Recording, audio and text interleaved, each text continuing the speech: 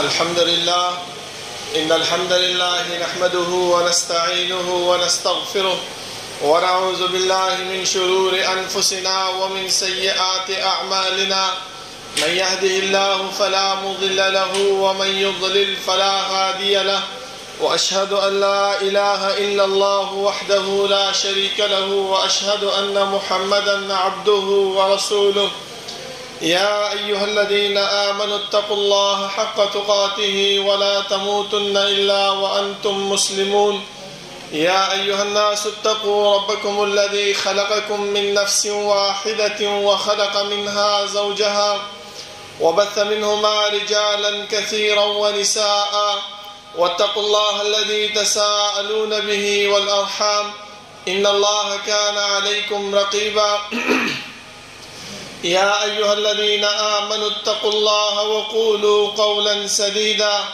يصلح لكم أعمالكم ويغفر لكم ذنوبكم ومن يطع الله ورسوله فقد فاز فوزا عظيما أما بعد فإن خير الحديث كتاب الله وخير الهدي هدي محمد صلى الله عليه وسلم وشر الأمور محدثاتها وكل محدثة بدعة وكل بدعة ضلالة وكل ضلالة في النار. أعوذ بالله من الشيطان الرجيم. لقد جاءكم رسول من أنفسكم عزيز عليه ما عنتم حريص عليكم بالمؤمنين رؤوف رحيم. ده الله رب العالمين حمد و ثناء او جناب محمد رسول الله صلى الله عليه وسلم باندې درود او سلام نه بعد زما معزز و محترم پسټیج باندې د مرکزی جمعیت اهل حدیث صوبائی او ذلی قائدین او ورسره د مدرسه دار القرآن والحديث مسجد علی طلبه کرام او د دې محلي عوامو السلام علیکم ورحمت الله وبرکاته. سلام نه بعد زما محترمو الله رب العالمین چې کوم پیغمبر مونږ ته راغلی دی د هغه پیغمبر درالېګلو مقصد هغه داو چې الله رب العالمین مونږ ته زمونږ د ژوند او زمونږ د ژوندۍ د تیرولو طریقې هغه مونږ ته وښیي او کوم جنت چې الله رب العالمین مونږ له تیار کړی دی د هغه جنت په لار باندې موږ روان کیم. ځکه رسول الله صلی الله علیه وسلم چې دنیا ته الله را لېږلی دی نو الله رب العالمین خپله فرمایي چې وما ارسلناک الا رحمة للعالمین. ای پیغمبر صلی الله علیه وسلم موږ ته دې دنیا ته نه لېږلی مګر رحمت د ټول امت دپاره. خو بیا دا رحمت زما محترمو دا بیا په دوه قسمه دی. یو رحمت عام دی د پیغمبر صلی الله علیه وسلم چې هغه هر چا ته رسیدلی دی او یو رحمت چې دی نو هغه خاص دی چې هغه د مؤمنانو ته پورې خاص دی. لکه چې کوم آیات ما ولستو په هغه آیات کې الله رب العالمین د پیغمبر صلی الله علیه وسلم رحمت هغه د مؤمنانو پورې خاص کړی دی چې لقد جاءكم رسول من انفسكم عزيز عليه ما عنتم حريص عليكم بالمؤمنين رؤوف رحيم. الله خپل فرمایي چې دا پیغمبر په مؤمنانو باندې شفقت او مهربان کوونکی دی. او عام رحمت څنګه دی؟ لکه چې د بدر په ورځ باندې ابو جهل چې د الله رب العالمین نه دعا کوله او دا خبره وکړه چې الله که په دې دوه ډلو کې کم یو په حق باندې ته هغه له کامیابی ورکړي او چې کوم په حق باندې نه ته هغه تباہ او برباد کړي نو الله رب العالمین او فرمایي چې پیغمبره ته چې په دې دنیا کې په دغه خلکو کې موجود یې وما كان الله ليعذبهم وانت فيهم. دې انسانانو ته الله رب العالمین عذاب نه ورکوي ولې ته پکې موجود یې. دا پیغمبر وجود صلی الله علیه وسلم د هغې وجود موږ دپاره زموږ د بچ کېدو زموږ د بخشش هغه ذریعه ګرځېږي. زما محترمو نو اوس د دې پیغمبر کوم تقاضات چې دي هغه څه شی دي چې موږ هم د هغې په رحمت کې راشو موږ هم د هغې هغه رحمت او د هغې هغه فضیلت او د هغې هغه مهرباني خپل ځان ته واچو. هغه چې کوم دین راوړی دی کوم شریعت یې راوړی دی هغه دین او هغه شریعت زما محترم هغه موږ خپل ژوندۍ کې راولو نو الله به د هغه رحمت دلاندې راځو. لکه یو څو مثال به زه تاسو ته درکم چې نن سبا یخني ده او په یخنۍ کې په دې جرابو باندې مسه کول، همدغه شان د زما محترمو سفر باندې چې انسان وځي نو جمع بین الصلاتین کول، همدغه شانتي د منځ تقصیر کول، قصر کول، دا ټول د رسول الله صلی الله علیه وسلم احکامات دي. هغه تقاضا ده چې موږ هغه په وکړو او په هغه باندې عمل وکړو. ځکه ډېر خلک داسې دي چې نن سبا خو د سوشل میډیا زمانه ده، ځان د مشهورولو لپاره، ځان د اوچتولو لپاره هغه دا خبره ظاهروي چې دا داسې دی او دا هغسې دی، دا زموږ دین کې نشته، دا زموږ مذهب کې نشته، دې پسې مونځ مه کوه، دې پسې خبره د مه منه، دا داسې سړی دی او دا داسې سړی دی.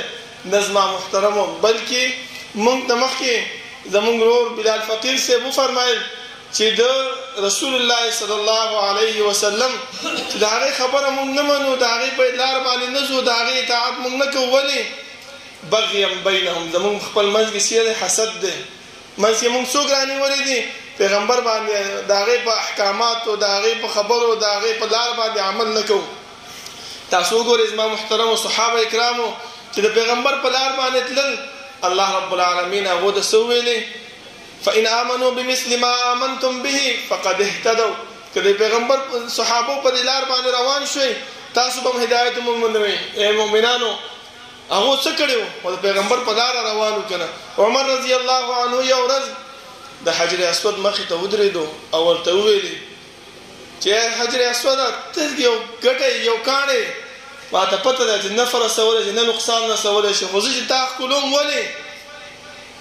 چې ما رسول الله صلی الله علیه وسلم لیدلی دی، ته یې ښکل کړی نو ځکه زه تا ښکلومه. همدغه شانته زما محترمه عبدالله ابن عمر رضی الله عنه د رسول الله صلی الله علیه وسلم سره حج کولو په یو مقام کې رسول الله صلی الله علیه وسلم ودرېدو، هلته یې وخاندلې. دغه عبدالله ابن عمر رضی الله عنه چې هغه ځای ته به راورسېدو په حج کې نو وی به خاندوي. ولې؟ په پیغمبر دلته خاندلي دي. نو دغه زما محترمو هغه اعمال دي، ځکه الله رب العالمین هغو د دنیا کې د جنت زیری ورکړو. مونږ ته دا حکم کړی دی که ته کامیابي غواړې، جنت چې کوم ما د مؤمنانو دپاره تیار کړی دی هغه جنت حاصلول غواړې، نو د دې پیغمبر اطاعت وکړه، د دې صحابو په لار باندې روان شه، نو اله به ته کامیاب هم شي او اله به ته سرخرو به وي او جنت به حاصل کړې. او دغه مقصد او دغه غرض زما محترمو دې مرکزي جمعیت اهل حدیث راوړی دی ستاسو مخې ته ایښی دی او تاسو ته په دې باندې دعوت درکوي چې تاسو راشئ موږ سره او په دې لاره باندې عمل وکړئ چې جنت موږ حاصل کړو او جنت ته لاړ شو. که نه نو جنت زموږ خواته هم نه راځي زما محترمو. ولې؟ ځکه داسې خلک او داسې فتنې په دنیا کې پیدا شوي دي چې هغه خلک او هغه فتنې موږ دې خبرې ته نه پرېږدي چې موږ د رسول الله صلی الله علیه وسلم تابعداري وکړو. ځکه یو لنډ شان مثال زه تاسو ته درکوم. همدغه مولیانو کې یو مولا دغه خبره کوله چې الله رب العالمین چېرته دی؟ وایي زموږ په نفسونو کې موجود دی او دلیل څه پیش کوي. ګوره تاسو ته د قرآن کریم دلیل وري وفي انفسکم افلا تبصرون. تاسو به الله رب العالمین خپله فرمایي زه ستاسو په نفسونو کې موجود یم خو تاسو ته زه څه دی ښکارم نه.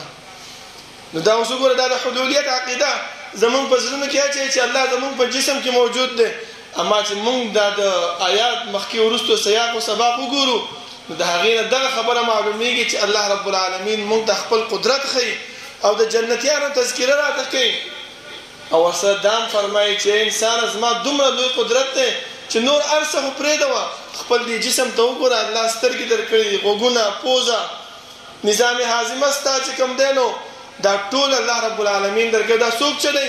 دا الله رب العالمین چلی. نو او دا خلک څه وایي؟ وایي الله رب العالمین ستا په جسم کې موجود دی خو موږ ته ښکاري نه. زما محترمو چې د کامیابي غواړو او الله رب العالمین چې کوم پیغمبر مونږ ته رالیږلی د هغې په لاره باندې روانېدل غواړو. ځکه امام ابن قیم رحمه الله فرمایي چې الله رب العالمین به د قیامت په ورځ باندې چې قبر کې 3 تپوسه کېږي او حدیث کې راځي چې د قبر نه کله چې انسان نه اوچتېږي 4 تپوسه کېږي، د هغې نه علاوه او یو 2 تپوسه به نور کوي. هغه څه شی دی؟ اولنی تپوس دا دی چې ماذا کنتم تعبدون، انسانه تا د څه شي عبادت په دنیا کې کولو؟ موږ به څه جواب ورکوو؟ دویم تپوس ماذا اجبتم المرسلین، ما چې کوم پیغمبران درلېږلي او د هغې څونه تابعداري او څونه اطاعت تا کړی و. زما محترمو بیا به موږ څه جواب ورکوو؟ موږ به دا وایو چې الله د فلاني مفتي صاحب خبره مې منلې وه، فلاني مولانا صاحب خبره یې منلې وه، هغې خو ویلې چې جرابو باندې مسه مه کوئ، د دې داسې داسې خبرې دي، جمع بین الصلاتین مه کوئ، مونځ په جمع سره ما ادا کوئ، ولې دا ولې جمع فضیلت ختمیږي، دا کېږي هغه کېږي. نو زما محترمو موږ به د جنت نه چې کوم دی نو بې لارې کې هر مسله چې اورو، هر مسله باندې چې عمل کوو، نو سوچ دا وکړو، خپل ذهن کې دغه خبره راولو چې یاره الله رب العالمین او رسول الله صلی الله علیه وسلم چې کوم احکامات او کوم شریعت موږ ته لاګو کړي دي چې په هغې باندې موږ عمل وکړو. الله رب العالمین نه دعا ده چې الله رب العالمین د عمل کولو توفیق راکړي او الله رب العالمین دې موږ د پیغمبر په لار باندې روان کړي چې موږ جنت هم حاصل کړو، کامیاب هم شو. اقول قولي هذا واستغفر الله لي ولكم ولسائر المسلمين والسلام عليكم ورحمة الله وبركاته.